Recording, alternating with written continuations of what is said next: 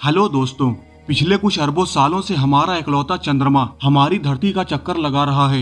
इसका होना ही हमारे लिए सौभाग्य की बात है, क्योंकि इसके बिना हम शायद पृथ्वी पर जीवन की कल्पना तक नहीं कर सकते। इसके होने से आज हमारा अस्तित्व इस धरती पर है। जैसे एक इंसान को जीवित रखने के लिए ऑक्सीजन बहुत ही जरूरी है, ठीक उसी तरह से धरती पर जीवन को बनाए रखने के लिए चंद्रमा भी बहुत जरूरी है। लेकिन सोचो अगर हमारा एकमात्र साथी हमारा चंद्रमा अगर किसी तरह से अपने रूप को बदल ले, मतलब कि एक ब्लैक होल का रूप धारण कर ले, तब हमारी धरती के साथ क्या होगा? क्या तब ब्लैक होल भी धरती का चक्कर लगाएगा, या फिर हमारी धरती उस ब्लैक होल के अंदर खींची चली जाएगी? आज की इस वीडियो में हम इन्हीं सवालों के जवाब को जानने की कोशिश करेंगे। तो चलिए शुरू करते हैं। तो दोस्तों, सबसे पहले तो ये जान लें कि हमारा चंद्रमा फिलहाल तो ब्लैक होल में नहीं बदल सकता, क्योंकि कोई भी ऑब्जेक्ट ब्लैक होल तभी बन सकता है जब तक कि उसका मास हमारे सन से कम 10 से 20 गुना तक हो। वहीं हमारा चांद ब्लैक होल बनने के लिए काफी छोटा है। लेकिन अगर हम वैज्ञानिकों की माने तो कोई भी ऑब्जेक्ट ब्लैक होल बन सकता है। हाँ, मगर वो खुद से नहीं बन सकता। उसके लिए सूर्य से भी काफी बड़ा स्टार होना मांगता है, जो अपने खत्म होने के दौरान खुद की ग्रेविटी के जरिए इतना ज्यादा कंप्रेस कर दिया जाएगा, इतना ज्यादा खुद के अंदर दबा दिया जाएगा, जिससे वो एक दानव में तब्दील हो जाएगा। हालांकि वैज्ञानिक ऐसा मानते हैं कि किसी भी छोटे ऑब्जेक्ट को जो खुद की ग्रेविटी से खुद के अंदर ही दबा नहीं दिया जाता, उसे ब्लैक होल में तब्दील करने के लिए उसे काफी ज्यादा कंप्रेस कर दिया जाए, तब वो ब्लैक होल बन सकता है। लेकिन अब यहाँ पर सवाल ये उठता है कि किसी भी ऑब्जेक्ट को इतना ज्यादा कंप्रेस करेगा कौन, और ये पॉसिबल होगा कैसे? तो इसका जवाब है, फिलहाल की टेक्नोलॉजी से ये असंभव है। लेकिन हाँ, अगर ब्रह्मांड में कहीं दूर कोई ऐसी एडवांस इंटेलिजेंट सभ्यता होगी जो ब्लैक होल को क्रिएट करने में सक्षम होगी, तो वो शायद ऐसा कर पाए। वो शायद हमारे इकलौते चांद को ब्लैक होल में बदल सकती हैं।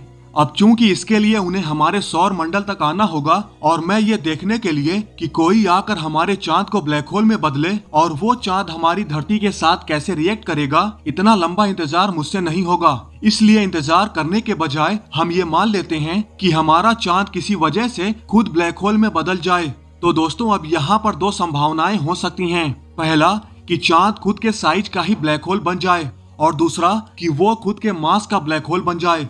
अब अगर पहली संभावना पर नजर डालें तो चांद के बराबर के साइज का ब्लैक होल बहुत ही डेंजरस होगा, क्योंकि चांद के साइज के ब्लैक होल का मास हमारे सूर्य से भी कहीं ज्यादा मास वाला होगा। इसी वजह से वो काफी डेंजरस होगा। सूर्य से कहीं ज्यादा मास वाला ब्लैक होल, आपको क्या लगता है वो चांद की तरह धरती का चक्कर लगाएगा? जी नहीं, वो हमारी धरती को पूरी तरह से निगल जाएगा, क्योंकि चांद का ग्रेविटेशनल फोर्स पृथ्वी से बहुत ही कम है। वहीं चांद के साइज के ब्लैक होल का ग्रेविटेशनल फोर्स पृथ्वी की तुलना में हमारी सोच से भी ज्यादा होगा।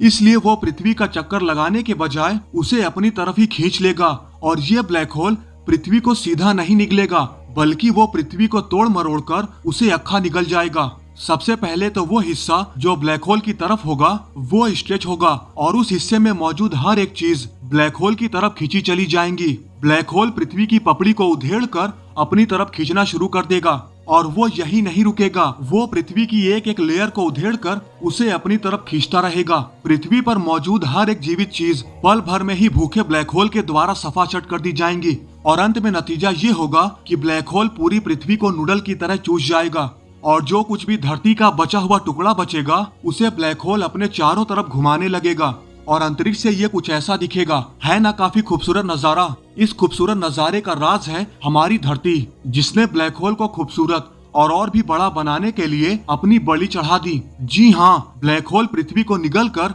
अपने मास और अपने साइज दोनों को और भी इंक्रीज कर देगा। और रही बात हमारे सौर मंडल की, तो इतने बड़े साइज का ब्लैक होल हमारे पूरे सौर मंडल के लिए भी खतरा बन जाएगा, क्योंकि इसका ग्रेविटेशनल इन्फ्लुएंस सौर मंडल में उथल पुथल मचा देगा। धरती को पूरी तरह से निगल लेने के बाद इसका जो अगला टारगेट होगा वो होगा हमारा सन।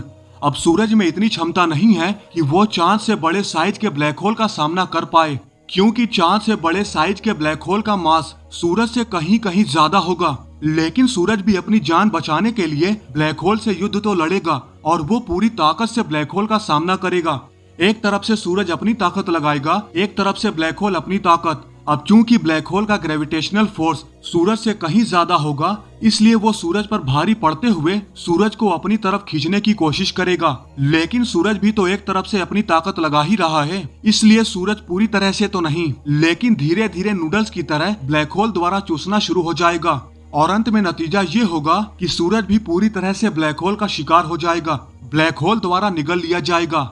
अब ब्लैक होल की एक खास बात होती है, वो जितना ज्यादा मैटर को अपने अंदर कंज्यूम करता है, उतना ही उसका मास और साइज दोनों इंक्रीज करता है। इसलिए चांद के साइज का ब्लैक होल सूरज को निगल लेने के बाद और भी ज्यादा शक्तिशाली हो जाएगा, जो सौर मंडल के बचे कुचे ऑब्जेक्ट को तहस नहस कर देगा। सूरज की गैर मौजूदगी से तहस नहस तो होगा ही सौर मंडल, साथ ही ब्लैक होल के साइज और मास में इंक्रीज हो जाने के बाद सौर मंडल के बचे कुचे ऑब्जेक्ट एक एक करके ब्लैक होल द्वारा निगल लिए जाएंगे, जिससे पूरा सौर मंडल ही साफ हो जाएगा। अब अगर दूसरे संभावना पर नजर डालें तो अगर चांद अपने मास के बराबर का ब्लैक होल में तब्दील होता है तो वो काफी ज्यादा कंप्रेस होकर, काफी ज्यादा श्रिंक होकर मटर के दाने या फिर उससे भी छोटे ब्लैक होल में तब्दील हो जाएगा। और ये मेरी अपनी सोच ये कहती है कि मटर के दाने से भी छोटा होगा, क्योंकि वैज्ञानिक भी ऐसा मानते हैं कि अगर पृथ्वी को ब्लैक होल में बदला जाए तो वो लगभग मटर के दाने जितना बड़ा होगा। उसी आधार पर मेरा ये मानना है कि चांद को अगर ब्लैक होल में बदला जाए तो वो मटर के दाने से भी छोटा होगा। अब इस हिसाब से देखें तो मटर के दाने से भी छोटा ब्लैक होल पृथ्वी के चक्कर लगाएगा।